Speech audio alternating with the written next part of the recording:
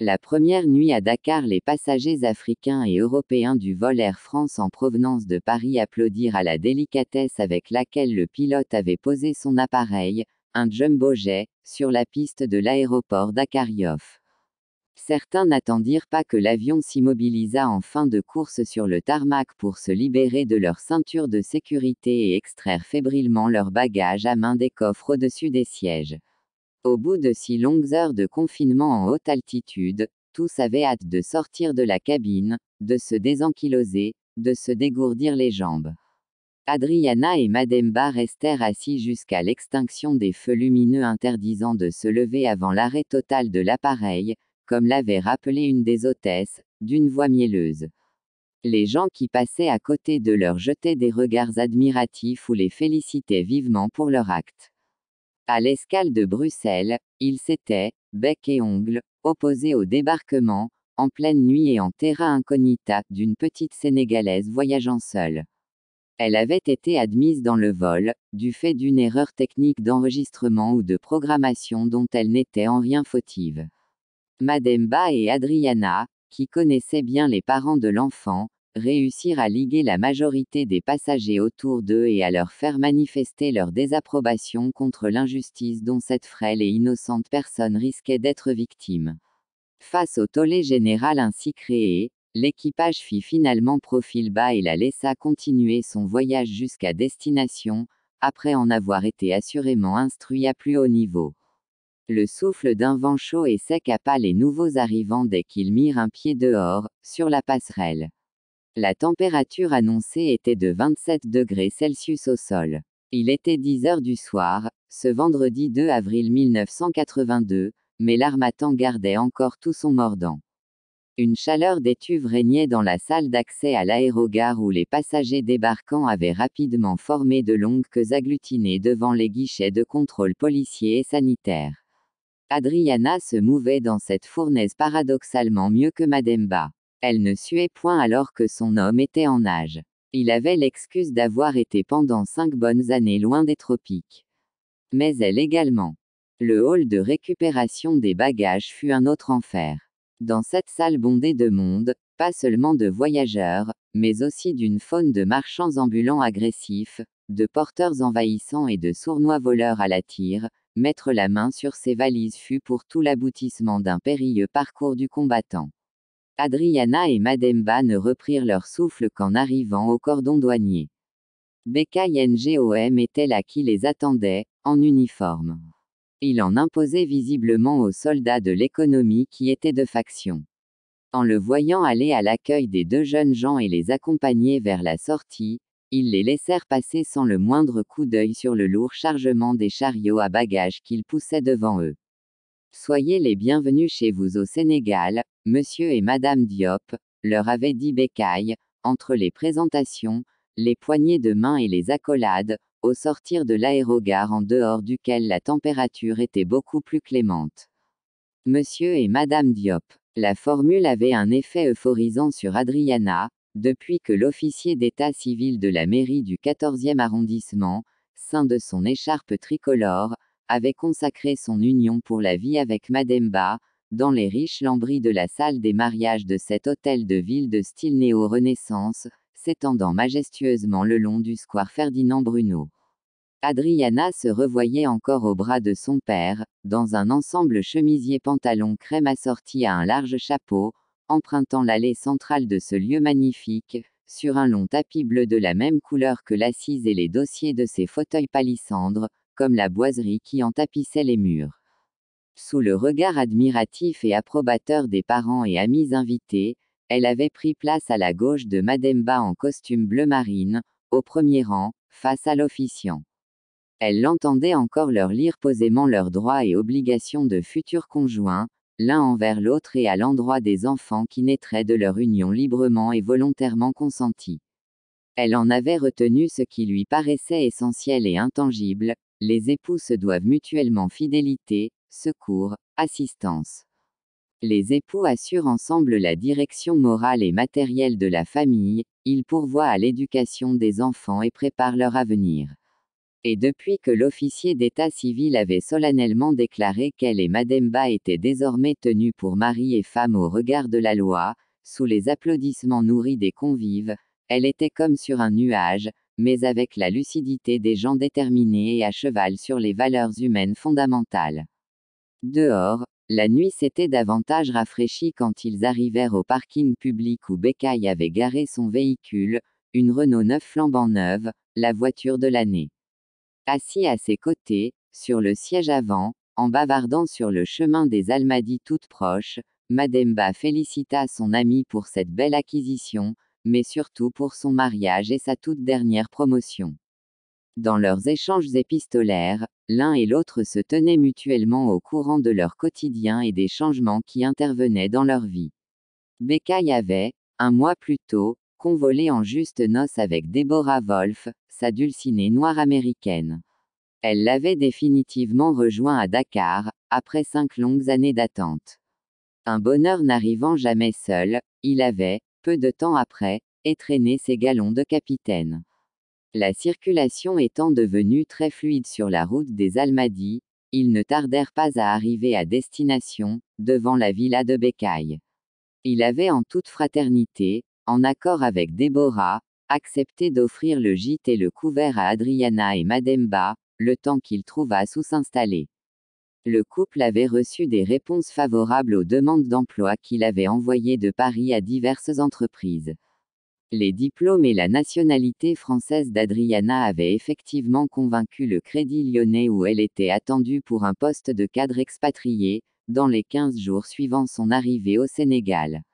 Mademba avait été accepté comme rédacteur en chef dans un grand groupe de presse qui venait d'installer ses quartiers pas loin, dans le voisinage l'hôtel des Almadies. Ae, Meidirs. Hope you've made un bon voyage. Happy recevoir you. You're welcome.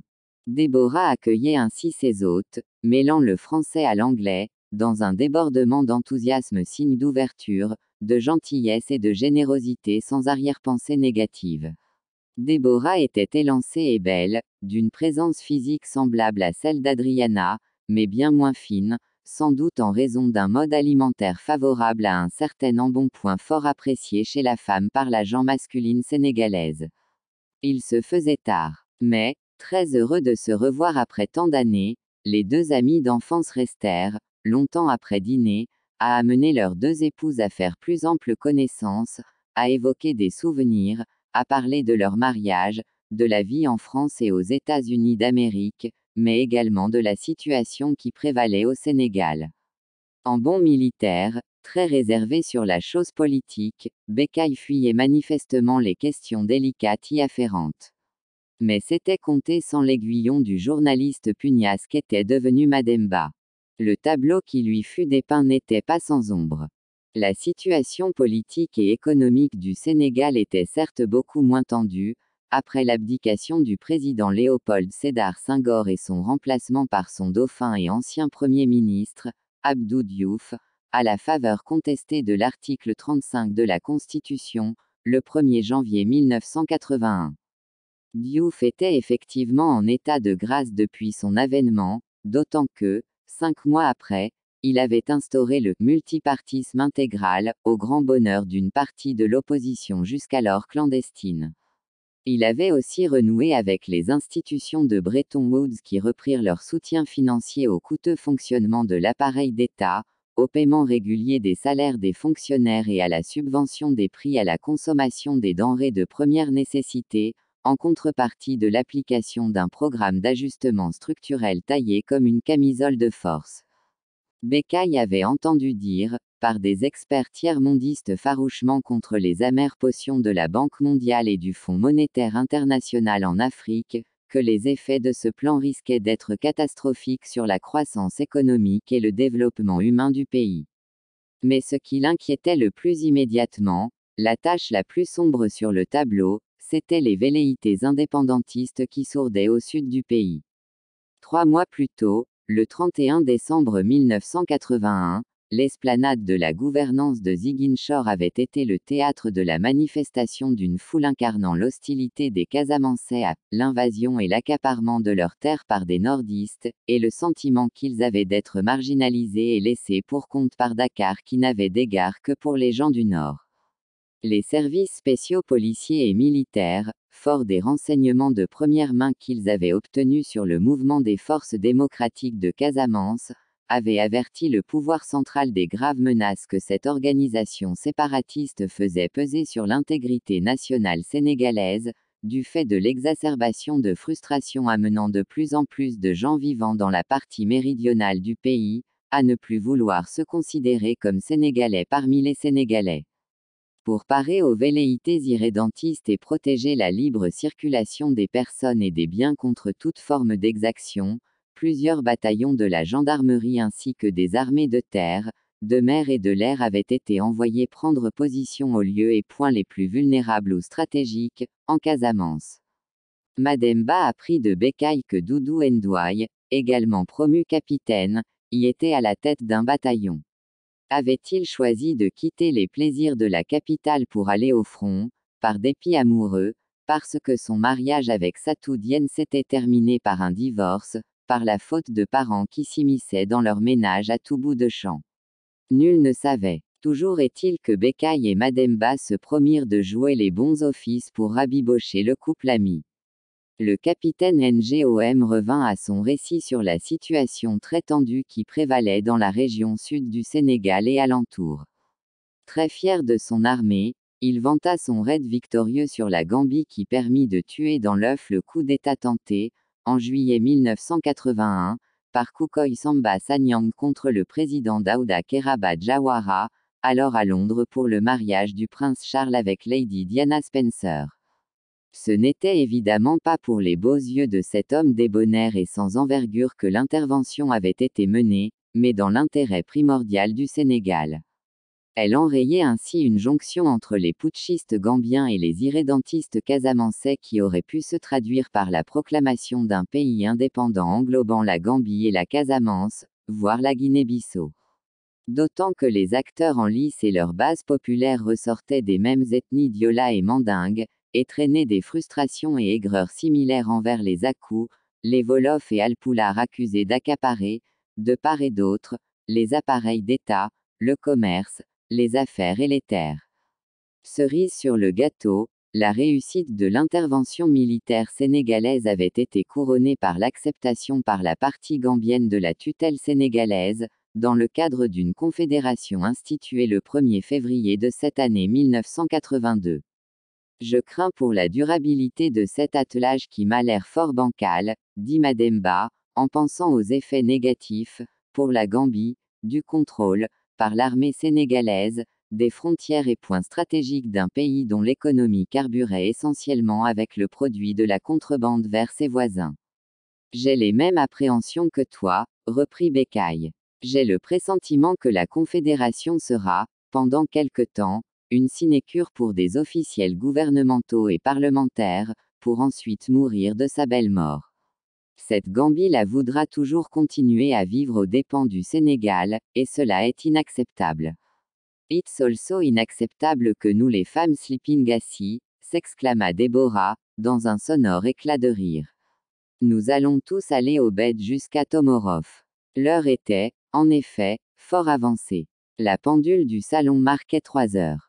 Le temps avait filé sans qu'ils ne s'en rendissent compte.